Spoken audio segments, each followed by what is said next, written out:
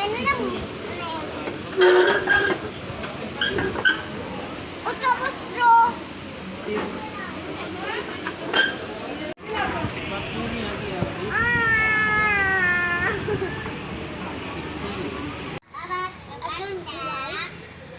हमने खाना वाना खा लिया।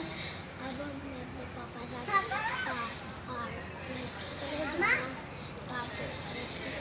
और और फिर थोड़ी देर बाद